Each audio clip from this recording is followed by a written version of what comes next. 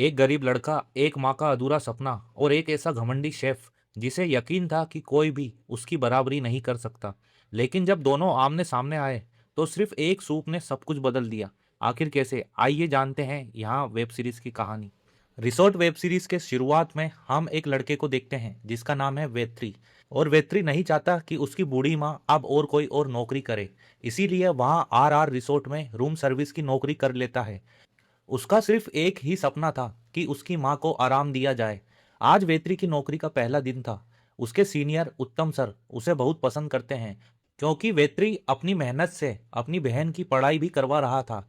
लेकिन उसकी खुशी ज्यादा देर तक नहीं टिकती। उसे पता चलता है कि उसकी सैलरी बहुत कम है, जबकि उसके ऊपर घर की जिम्मेदारी के साथ साथ एक और बड़ा बोझ भी था। वहाँ था घर पर लिया हुआ कर्ज। वेत्री ने सोचा था कि इस नौकरी से वहाँ करीब 10 साल में पूरा कर्ज चुका देगा। तभी उत्तम सर उसे भरोसा दिलाते हैं कि 1 साल बाद उसे प्रमोशन भी मिलेगा और उसकी सैलरी भी बढ़ जाएगी। यहाँ सुनकर वेत्री नौकरी शुरू करने के लिए तैयार हो जाता है। अब उसकी मुलाकात होनी थी अपने दूसरे सीनियर पांडी से। वेत्री पूरी कोशिश करता है कि वहाँ पांडी से घुल मिल जाए और अपनी मेहनत की कमाई को भी बचाकर खर्च करें। अब सीन आता है ऐश्वर्या की तरफ, जो बहुत खूबसूरत और टैलेंटेड है। लेकिन उसके हाथ पैर तब कांपने लगते हैं जब उसे पता चलता है कि आज के मेनू में उसे मशरूम की डिश बनानी है। वहाँ जैसे तैसे अपनी डिश तैयार करती है। तभी उसे टेस्ट करने के लिए एंट्री होती है शेफ नेदुमारन सर की। वहाँ एक एक करके सभी रेसिपी चेक करते हैं और एक कैंडिडेट को बाहर भी कर देते हैं। अब बारी आती है ऐश्वर्या की। उसकी सांसें थम जाती हैं, लेकिन अगले ही पल उसे राहत मिलती है क्योंकि उसकी रेसिपी पास हो जाती है। शेफ नेदुमारन सबके साथ बहुत सख्ती से पेश आते हैं, खासकर उनके साथ जो अपने काम के प्रति सीरियस नहीं रहते। इधर वेत्री अपना पहला ऑर्डर लेकर बहुत खुश था, लेकिन तभी पांडी उसे डरा देता है। वहाँ कहता है किचन में जाना और शेर की गुफा में जाना दोनों एक बराबर है। और इसकी सबसे बड़ी वजह थी शेफ नेदुमारन। लेकिन वेत्री को खुद पर पूरा भरोसा था, इसीलिए वहाँ सीधे किचन में चला जाता है। मगर उसके साथ वही होता है जिसके लिए पांडी ने उसे पहले ही चेताया था। वेत्री की गलती बस इतनी सी थी कि उसने इतना कह दिया किचन में कुछ जल रहा है। लेकिन उसकी बात सुनने के बजाय उसका मुंह बंद करवा दिया जाता है और उसे किनारे कर दिया जाता है। असल में वेत्री की भी चाहत थी कि एक दिन वहाँ खुद एक शेफ बने। लेकिन उसकी इसी गलती की वजह से ऐश्वर्या के लिए 2 दिनों की मुसीबत खड़ी हो जाती है। अपना ऑर्डर देने के बाद वेत्री फिर से पांडी के पास जाता है और उसे पूरी बात बताता है। यहाँ सुनकर पांडी भी हैरान रह जाता है क्योंकि किसी की भी इतनी हिम्मत नहीं होती कि शेफ के सामने मुंह खोल सके। लेकिन फिर वेत्री उसे समझाता है कि असली खाना कैसे बनता है। यहीं से वेत्री की दिलचस्पी खाना बनाने में और भी बढ़ जाती है।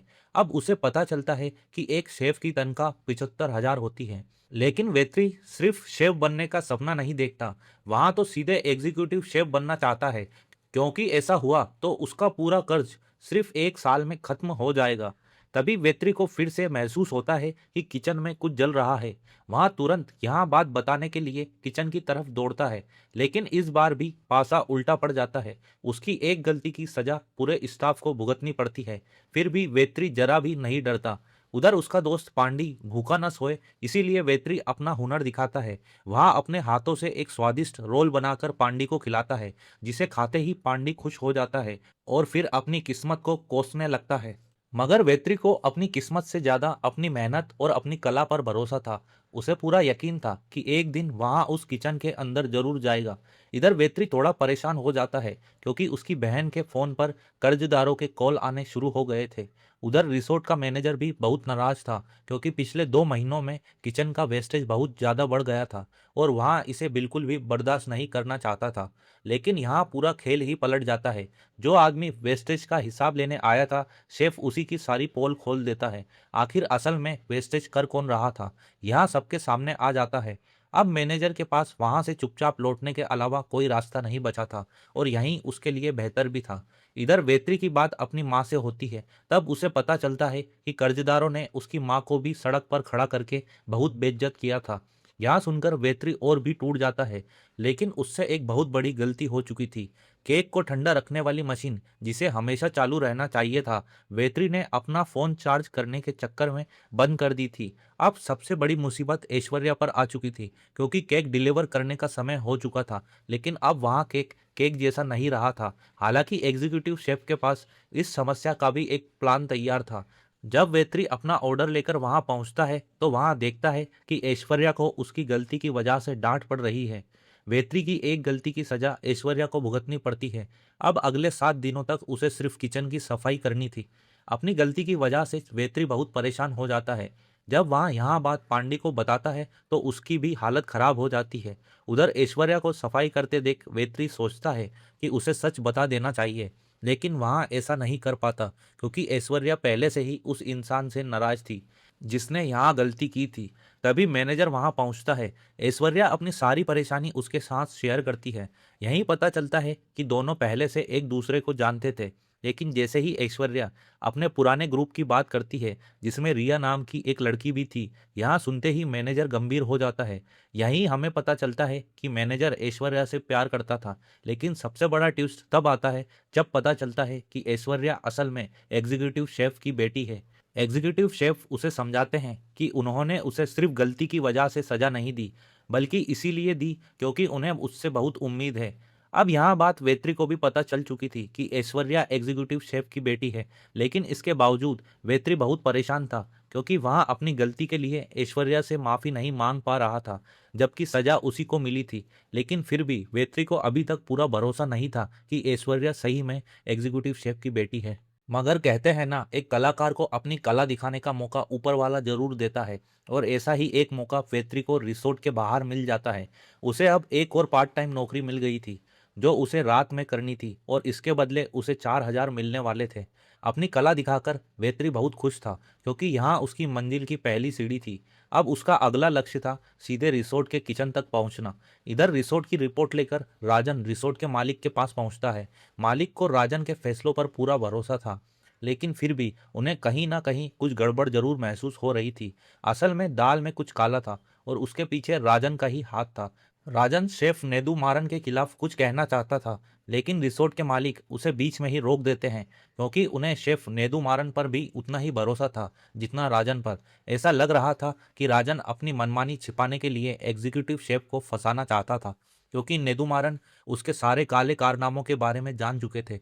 उधर वेत्री सोचता है कि अब उसे अपने दिल का बोझ हल्का कर देना चाहिए। वहाँ ऐश्वर्या को काम करते देख अपनी गलती कबूल करने जाता है, लेकिन तभी उसे पांडी की बात याद आ जाती है और एक बड़ा हादसा होने से बच जाता है। हालांकि अपनी ही बेवकूफ़ी की वजह से वहाँ सबके सामने अपनी फजीहत करवा बैठता है। इसी दौरान वेत्री की नज़र नेदू मारन पर पड़ती है, जो अपने दोस्तों के साथ बैठकर बातें कर रहे थे। लेकिन वेत्री का ध्यान उनकी बातों पर नहीं, बल्कि उनके बनाए हुए एक स्पेशल सूप पर जाती है। उस सूप की कीमत थी पूरे 1500 रुपये, यानी वेत्री की करीब एक हफ्ते की कमाई। अब उसके मन में उस सूप का स्वाद चखने की जबरदस्त इच्छा जाग जाती है। जैसे ही नेदुमारन वहां से जाते हैं, वेत्री मौका देखकर उस सूप को चख लेता है, और फिर उसका स्वाद पहचान कर यहाँ अंदाजा लगाने लगता है कि उसमें आखिर कौन कौन सी चीजें डाली गई है। तभी एक नई मुसीबत खड़ी हो जाती है। जिस ग्राहक को वेत्री खाना देने गया था, उसका मोबाइल फोन गायब हो चुका था। मामला बढ़ने पर सीसीटीवी फुटेज देखी जाती है। तब पता चलता है कि फोन किसी चोर ने नहीं, बल्कि उनके अपने बेटे ने खुद फेंक दिया था। लेकिन सवाल यहाँ था, उसने ऐसा किया क्यों? दरअसल रिसोर्ट में आने के बाद वहाँ छोटा बच्चा बस इतना चाहता था कि उसके मम्मी पापा थोड़ा वक्त उसके साथ भी बिताएं। मगर असल में वह बच्चा सिर्फ एक मानसिक परेशानी की गिरफ्त में था। उसे मार खाने से बचाने के लिए वेत्री को मैनेजर की डांट सुननी पड़ती है। यह सब देखकर उसे अपने बचपन की याद आ जाती है, जब उसके पिता के साथ उसके जीवन में कुछ ऐसा ही हुआ था। इधर वेत्री के लिए एक और मुसीबत खड़ी हो जाती है, क्योंकि ऐश्वर्या अब जान चुकी थी कि उसकी सजा का असली जिम्मेदार कौन था। अब वह अपने साथियों के साथ मिलकर वेत्री को परेशान करने लगती है। उधर मैनेजर राजन को भी कम रेवेन्यू की वजह से जवाब देना पड़ रहा था। खर्चे कम करने के लिए वहाँ पूरा दोष किचन पर डाल देता है, लेकिन एग्जीक्यूटिव शेफ उसे साफ साफ चेतावनी देते हैं। वहाँ कहते हैं, यहाँ रिसोर्ट मेरे खाने की वजह से चलता है, तुम्हारी वजह से नहीं। इतना ही नहीं, वहाँ रिसोर्ट छोड़कर चले जाने की भी धमकी दे देता है। इधर वेत्री बहुत खुश था क्योंकि उसे उसकी पहली सैलरी मिल चुकी थी। वह बिना देर किए पूरी सैलरी अपनी माँ को भेज देता है। साथ ही अपने कर्जदारों को 5,000 ब्याज के भी भेज देता है। लेकिन कर्जदार अगली बार सीधे 15,000 की मांग कर देता है। यह सुनकर वेत्री फिर से टेंशन में आ जाता है। अब अगले सीन में एक और सच सामने आता है। असल में गलत इंसान नेदुमारन ही था। उसे सिर्फ इज्जत ही नहीं बल्कि रिसोर्ट का आधा हिस्सा भी चाहिए था। यह बात सुनकर उसके दोस्त भी सोच में पड़ जाते हैं। नेदुमारन को अपनी काबिलियत पर बहुत घमंड था। उसे लगता था कि उसके मेन्यू जैसा खाना दुनिया में कोई नहीं बना सकता। इधर मूड फ्रेश करने के लिए सब लोग मिलकर एक ठेले पर खाना खाने का फैसला करते हैं और वहीं पहुंचते हैं जहां रात के समय वेत्री अपनी कला दिखाता था। लेकिन नेदुमारन का मूड खराब होने की वजह से वहां ठेले तक नहीं जाते, मगर तभी उसके हाथ में वही सूप आता है जिसे उन्होंने कुछ ही देर पहले अपने दोस्तों को खुद बनाकर पिलाया था। जैसे ही वहाँ एक सिप लेते हैं, वहाँ तुरंत कार से बाहर निकल आते हैं। वहाँ बहुत गुस्से में होते हैं क्योंकि उनकी सीक्रेट रेसिपी अब एक साधारण ठेले पर बिक रही थी।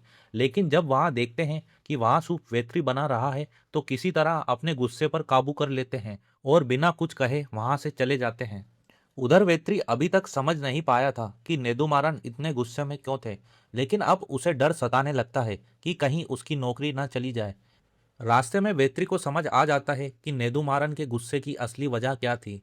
दरअसल उसने अनजाने में ही उनके उस सूप का राज खोल दिया था जिस पर उन्हें बहुत घमंड था। उधर कार में बैठे नेदुमारन भी गहरी सोच में डूबे थे। उन्हें समझ नहीं आ रहा था कि आखिर वेत्री ने बिना रेसिपी जाने वहां सूप कैसे बना लिया। वहां रास्ते में उसका इंतजार करने लगते हैं। जैसे ही वेत्री अपना ठेला लेकर वहां से गुजरता है, नेदुमारन के मन में उसका ठेला पलट देने का ख्याल आता है। लेकिन दोस्तों के समझाने पर वहां खुद को रोक लेते हैं। फिर वहां वेत्री को अपनी कार के पास बुलाते हैं और उसकी बनाई डिश के पैसे उसे देते हैं क्योंकि उन्हें मुफ्त का खाना खाने की आदत नहीं थी। लेकिन साथ ही वहां एक बात भी कहते हैं, ये पैसे तुम्हारी डिश के नहीं मेरी रेसिपी के हैं। यहाँ सुनते ही वेत्री को पूरा यकीन हो जाता है कि अब उसकी नौकरी किसी भी वक्त जा सकती है। इस गलती के बाद वेत्री को पूरा यकीन था कि अब उसकी नौकरी पक्की चली जाएगी। लेकिन ऐसा बिल्कुल भी नहीं होता, बल्कि इस बार वो वहां पहुंच जाता है जहां पहुंचने की उसने कभी कल्पना भी नहीं की थी। लेकिन नेदुमारन फिर से उसे एक कदम पीछे धकेल देते हैं। उधर रघुपति नाम के एक बुजुर्ग अंकल सुबह शांति से ध्यान कर रहे थे। तभी वेत्री गलती से उनके पास चाय गिरा देता है। उसकी यह हरकत पांडी दूर से ध्यान से देख रहा था। फिर पांडी उसे रघुपति अंकल के बारे में बताता है कि आखिर वहां इतने गुस्सैल और सख्त क्यों हैं। लेकिन बात खत्म होते होते पांडी उसे पिछली रात वाली घटना याद दिलाकर फिर से डरा देता है। अपनी नौकरी बचाने के लिए पांडी सलाह देता है कि वेत्री नेदुमारन के पैर पकड़कर उनसे माफी मांग ले। वेत्री को यह बात कुछ हद तक सही लगती है और वहां अपने मकसद को पूरा करने के लिए सीधे नेदुमारन के पास पहुंच जाता है। इधर पिछली रात की घटना के बाद किचन में एक बड़ा फैसला लिया जाता है। नेदुमारन अपने मशहूर सिग्नेचर सूप को मेन्यू से हटवा देते हैं। गुस्से में वहां एक नई डिश बनाते हैं और सभी शेफ को उसे टेस्ट करके पुराने सूप की जगह मेन्यू में शामिल करने को कहते हैं। साथ ही वहां सबको बताते हैं कि किसी ने उनकी सीक्रेट रेसिपी चुरा ली है और वहां कोई बड़ा शेफ नहीं बल्कि एक मामूली रूम सर्विस बॉय है। इस बात से नेदुमारन सबसे ज्यादा नाराज थे क्योंकि इतने सारे शेफ उनके साथ काम करते हुए भी उनकी रेसिपी नहीं समझ पाए। लेकिन एक साधारण रूम सर्विस बॉय वैसा ही सूप बना गया। इसके बाद वेत्री नेदुमारन से अपनी गलती की माफी मांगता है। हालांकि वहां गलती नहीं बल्कि उसकी काबिलियत थी। आखिरकार नेदुमारन खुद को रोक नहीं पाते और वेत्री से पूछ ही लेते हैं कि उसने यहाँ सब कैसे किया। तब वेत्री उन्हें बताता है कि उसने उनके सूप का स्वाद चखकर उसे कैसे समझा और कैसे उसकी रेसिपी को डिकोड किया। इसके बाद वेत्री अपने दिल की बात भी कह देता है। वह कहता है कि उसका सपना उनके किचन में काम करने का है, लेकिन घमंडी नेदुमारन उसे नीचा दिखाने का कोई मौका नहीं छोड़ते। यहाँ पूरा तमाशा ऐश्वर्या भी देख रही थी। लेकिन इस बातचीत ने नेदुमारन के दिमाग में एक नई खिचड़ी जरूर पका दी थी। उधर पांडी को भी यकीन नहीं हो रहा था कि नेदुमारन ने वेत्री से बात की, लेकिन वेत्री अब बड़ी बड़ी बातें करने लगा था। हालांकि पांडी अच्छी तरह जानता था कि असली सच्चाई क्या है। इसी बीच रघुपति अंकल फिर से हंगामा खड़ा कर देते हैं क्योंकि उन्हें खाने में खिचड़ी नहीं बल्कि रसम चावल चाहिए थे। यह बात वेत्री सुन लेता है और उसी वक्त उसे समझ आ जाता है कि अब उसे क्या करना है। आखिर जिस मौके की उसे तलाश थी वहां खुद उसके सामने आ चुका था। वहां तुरंत रसम चावल बनाने में जुट जाता है क्योंकि यही काम उसे सबसे ज्यादा पसंद था। कुछ ही देर में वहां रसम चावल तैयार करके रघुपति अंकल के सामने रख देता है। पहला निवाला खाते ही रघुपति अंकल हैरान हो जाते हैं, क्योंकि उन्हें बिल्कुल वैसा ही स्वाद मिलता है जैसा उन्होंने करीब 20 साल पहले अपनी माँ के हाथों का खाना खाकर महसूस किया था। रघुपति अंकल का यहाँ बदला हुआ व्यवहार देखकर वेत्री बहुत खुश हो जाता है, क्योंकि उसकी मेहनत आखिरकार रंग ला चुकी थी। इधर नए मेहमानों का ऑर्डर लेते समय एक लड़की वेटर पर लाइन मारने लगती है। यहाँ सब उसकी गर्लफ्रेंड भी देख रही थी। ऑर्डर देने के बाद भी वहाँ लड़की नीचे आकर उसकी तारीफ करने लगती है, ताकि उसका ध्यान अपनी तरफ खींच सके। लेकिन दोनों की बातें सुनकर पता चलता है कि दोनों ने पहले से ही अपना फैमिली प्लान तैयार कर रखा था। उधर रास्ते में ऐश्वर्या फिर से वेत्री की फिरकी लेती है, जिससे उसका चेहरा उतर जाता है। जब पांडी इसकी वजह पूछता है, तो वेत्री उसे पिछली सारी बातें बता देता है कि आखिर उसके साथ क्या हुआ था और क्यों ऐश्वर्या और उसकी दोस्त उसे इतना परेशान करती है।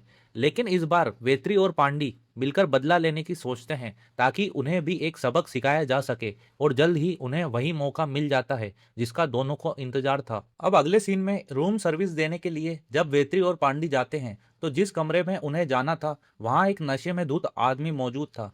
इसी मौके का फायदा उठाकर वेत्री ऐसा काम कर देता है जिससे पूरे किचन में हलचल मच जाती है।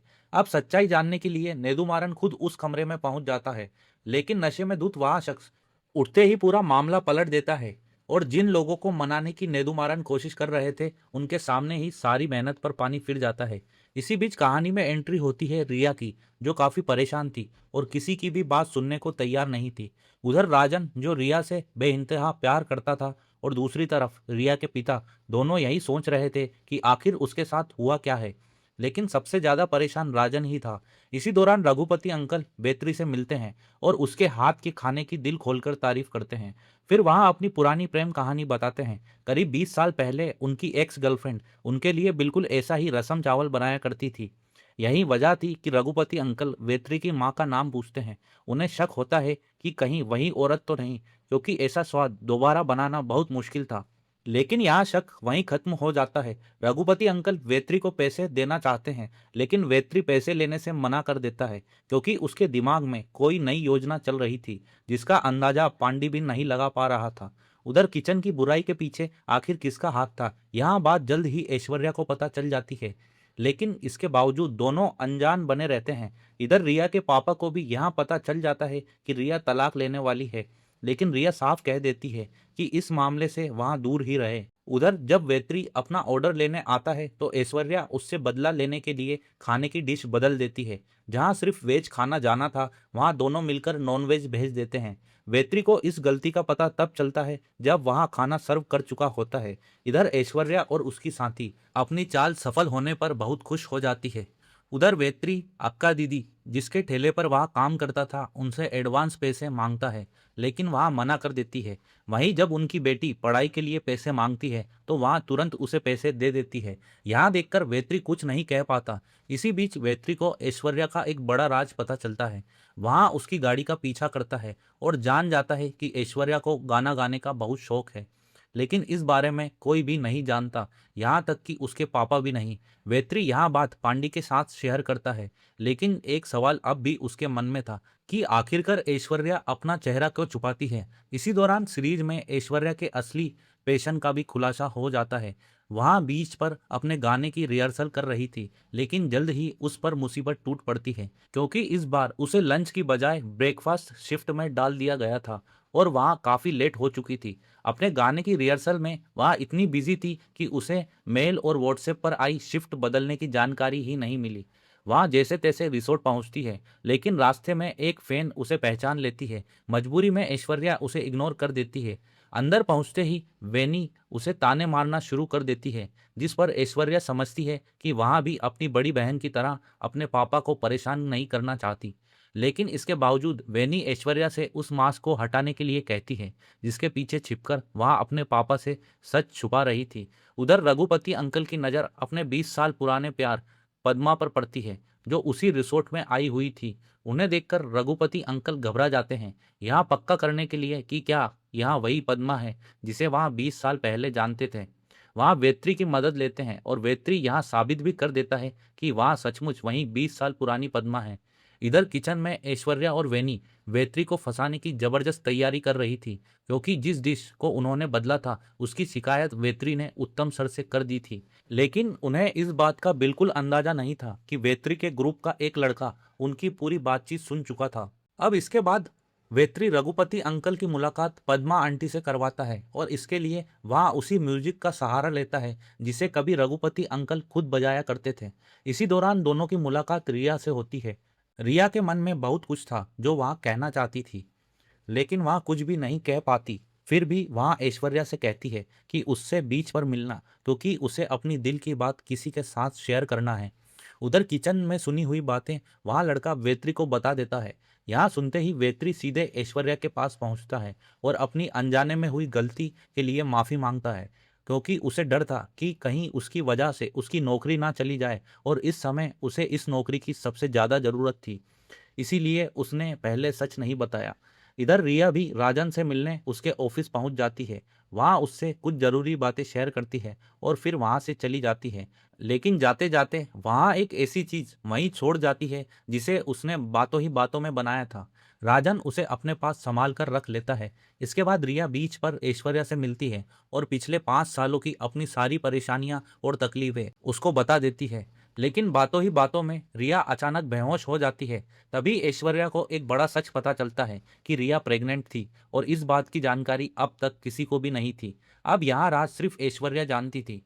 उधर रास्ते में ऐश्वर्या और वैनी को भूख लगती है और दोनों वेत्री के ठेले पर पहुंच जाती हैं। दोनों को बिल्कुल भी अंदाजा नहीं था कि रात में वेत्री यहीं काम करता है।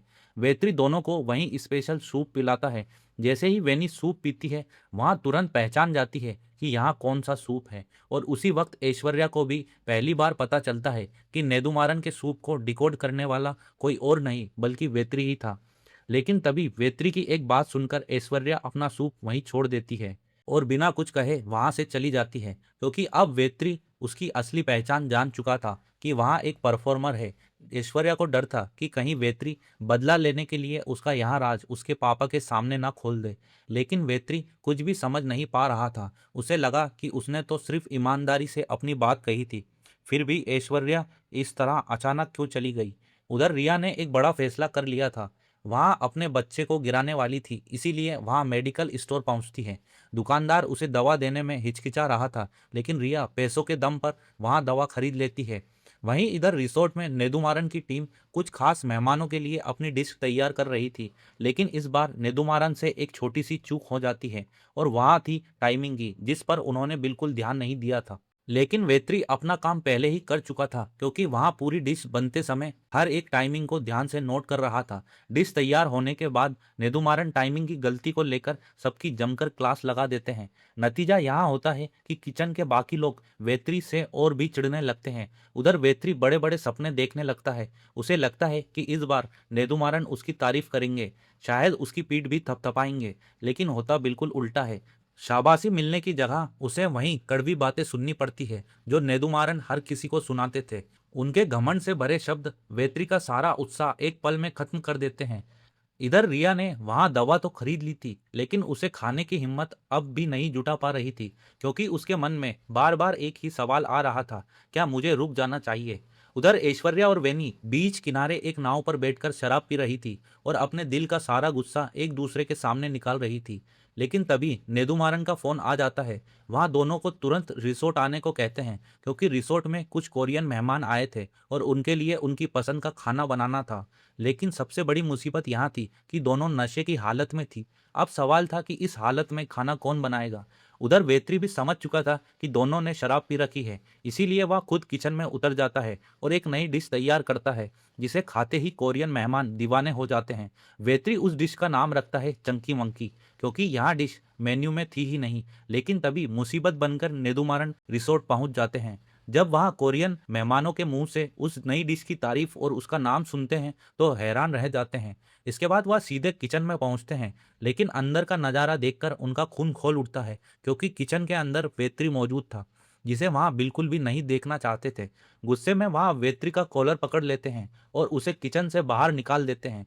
उधर ऐश्वर्या और वेनी बस एक ही बात से डर रही थी कि कहीं नेदुमारन को यहाँ पता ना चल जाए कि उन्होंने शराब पी रखी है। लेकिन ऐसा नहीं होता, क्योंकि चंकी मंकी डिश उनकी इस गलती पर पर्दा डाल देती है। लेकिन नेदुमारन उस डिश को चखे बिना नहीं रह पाते। जैसे ही वहां दोबारा उसका स्वाद लेते हैं, उनके दिमाग में कुछ क्लिक हो जाता है। उन्हें अपने शक पर यकीन होने लगता है। वह तुरंत अपने ऑफिस में जाते हैं और रिकॉर्ड निकालकर वेत्री के बारे में हर जानकारी जुटाने की कोशिश करने लगते हैं, जिसके बारे में जानने के बाद नेदुमारन के हाथ तक कांपने लगते हैं, क्योंकि वेत्री किसी ऐसे इंसान का बेटा था जिसे नेदुमारन पहले से जानते थे। लेकिन यहाँ सच सामने आते ही उनकी सारी शांति गायब हो जाती है। उधर पांडी भी वेत्री की इस गलती पर उसे जमकर डांटता है, क्योंकि वेत्री बिना पूछे किचन में घुस गया था और नेदुमारन ने उसे देख लिया था। अब वेत्री को हर पल ऐसा लग रहा था कि कहीं उसकी नौकरी सच में ना चली जाए। आखिरकार तंग आकर वहां रिसोर्ट छोड़ने का फैसला कर लेता है। लेकिन इसी बीच एक और बड़ा राज सामने आता है। दरअसल वेत्री अपने पिता की फोटो गुस्से में फाड़कर फेंक देता है। उधर नेदुमारन टेंशन में पूरी शराब की बोतल खाली कर देते हैं। फिर वहां अपनी तिजोरी खोलते हैं और उसमें से एक ऐसी चीज निकालते हैं जिसे उन्होंने सालों से छुपा कर रखा था। वहां भी उसी आदमी की तस्वीर थी जिसे वेत्री ने अभी अभी फाड़कर फेंका था। अब सवाल यहाँ था कि क्या सचमुच वेत्री के पिता की ही वह तस्वीर थी, या फिर वहां नेदुमारन का कोई पुराना दुश्मन था। फिलहाल इस सवाल का जवाब अभी तक नहीं मिलता।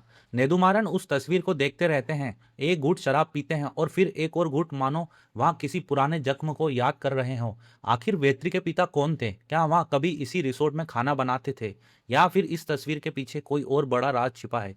अगर आप इस वेब सीरीज के आगे का एक्सप्लेनेशन जानना चाहते हैं तो कमेंट करके ज़रूर बताइए। और अगर आपको मेरा वीडियो पसंद आया हो तो इसको लाइक करिए और चैनल को सब्सक्राइब करिए। हाँ, और माफ़ी चाहता हूँ कि मैं सारा एक्सप्लेनेशन एक वीडियो में नहीं डाल पाया, क्योंकि यहाँ वेब सीरीज़ काफ़ी बड़ी है और इसमें बहुत सारे एपिसोड्स हैं। तो इसीलिए एक वीडियो में यहाँ पूरा एक्सप्लेनेशन लाना पॉसिबल नहीं है।